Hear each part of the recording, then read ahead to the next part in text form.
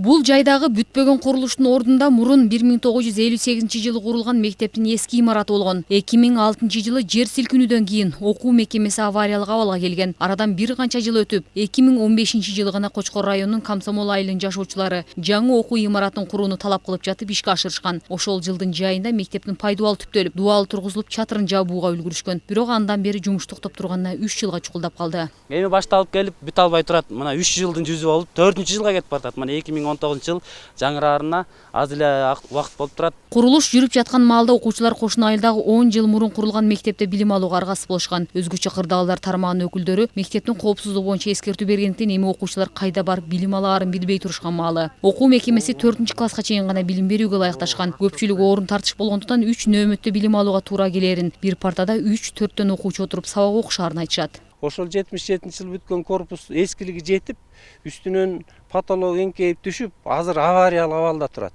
Муну МЧСтен кишилер келип туруп бул мектепке окууга болбойт деген жыйынтык чыгарып кетишиптир да.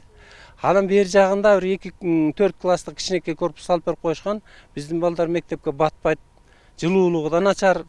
Анан кийин кышкысын окуганга да мүмкүнчүлүк, мындай суук болгондон кийин окуганга мүмкүнчүлүк болбой атпайбы? Комсомол айылынын жашоочулары сабак кеч бүтүп, үйүнө балдары түн ичинде кайтып келгендиктен кооптонушат. Анын үстүнө электр жарыгы боюнча да көйгөй бар. Көчөлөр жарыктандырылбагандыктан өзгөчө түнкүсүн коркунуч жаралбай койбойт. Балам ичинде бирисмен болсо, кечинде эрте тарап барса жакшы болот эле. Мисалы үчүн могу жолдо жол чакташ дебейт, жолдо светтер күйбөйт. Балдар кеч тарап барса саат 6-да тарап барышат.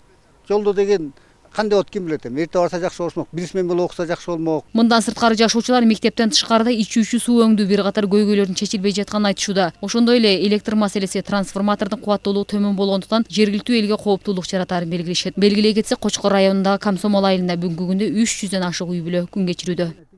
Шекер Сатыбалдиева, Тынчтык Көлбаев, Нью ТВ.